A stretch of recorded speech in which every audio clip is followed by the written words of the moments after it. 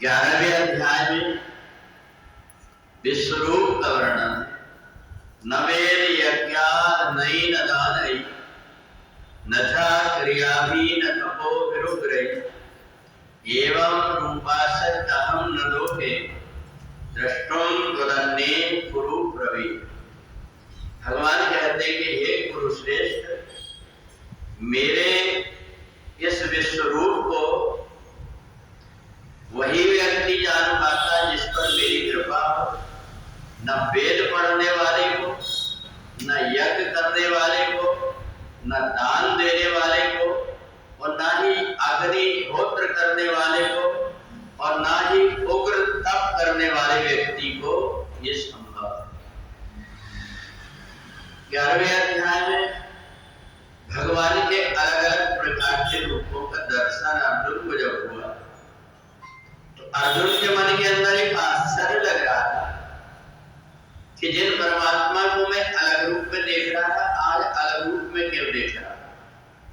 भगवान ने कहा कि ये अलग रूप में तुम देख नहीं रहे, मैं तुम्हें दिखा रहा, क्योंकि तुम्हारी आंख से तुम अभी तक जो कुछ देख रहे थे वो तुम्हारी आंख थी।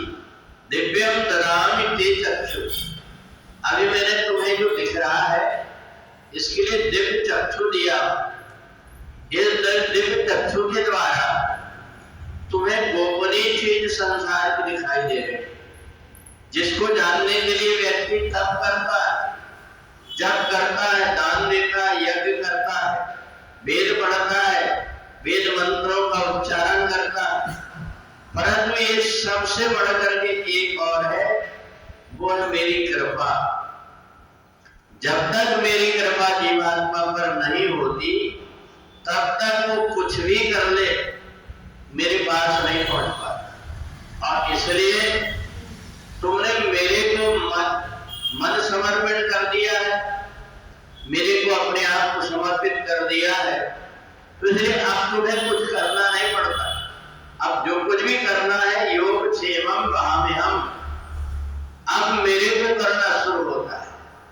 जब तक हम मैं कर रहा हूं ऐसा मान करके कोई कर्म करते हैं वो अपना होता है, परंतु जब तू कर रहा है और मैं दृष्टा मात्र बन करके देख रहा हूं, इस भावना से व्यक्ति जुड़ा, फिर अपने को कुछ नहीं करना पड़ता, फिर परमात्मा को ही करना पड़ता है। तो इसलिए भगवान ने कहा कि ये मैंने तुम्हें जो दिव्य रूप दिखाया हूं, ये दिव्य रूप ये इसलिए दिखाया हूं तुम्हारे पहले जन्म के जितने कर्म थे, जितने पाप थे, उन सबसे तुम मुक्त हो गए हो, क्योंकि तुम मेरे सन्मुख आ गए। सन्मुख होए जीव मोह जब ही जन्म कोटि अघनाशम तभी। जो व्यक्ति सब कुछ छोड़ करके मन वचन कर्म से सब प्रकार की चतुराई छोड़ करके जो मेरी शरण में आ जाता है, फिर उसे कुछ करना नहीं पड़ता, फिर तो उसके लिए मेरे को ही सब कुछ करना पड़ता है।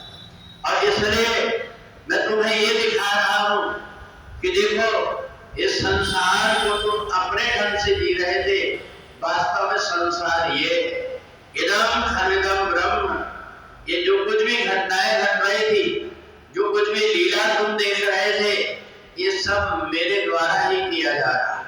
आज युद्ध भूमि में तुम खड़े हो, ये भी मेरे द्वारा ही किए गए, क्योंकि इन्हें देखो जितने भी भीष्म द्रोणम, जितने भी भीष्म हैं, द्रोण हैं, ये सब मर चुके। अर्जुन ने देखा कि ये जिंदा अभी देख रहा था, ये तो सब समर भूमि में मरे पड़े हुए। तो भगवान ने कहा कि पहले से मर गए, निमित्त मात्रम भाव शब्द साचिन, अब इनके शरीर को मारने के लिए इनकी आत्मा तो मर गई, इनकी आत्मा को मैंने अपने आप में समेट लिया हूं, परंतु अब इनके शरीर को मिटाने का काम तुम्हारा है। और शरीर क्यों मिटा रहे हो? इसलिए मिटा रहे हो क्योंकि इस शरीर से इन्होंने पाप कर्म किया, पूरी दृष्टि डाला है, अपना स्वार्थ देखा है। इसलिए यथो धर्म तपो जया, जहां धर्म होता है विजय वही होती है।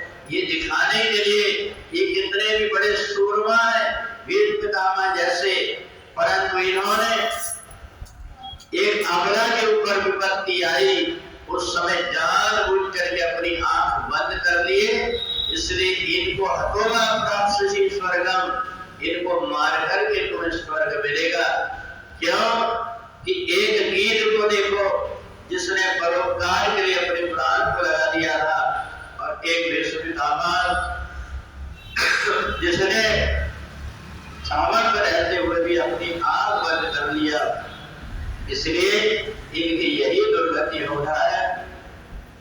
इसलिए भगवान ने विश्व रूप के माध्यम से संसार में कैसे जिए ये सिखाया।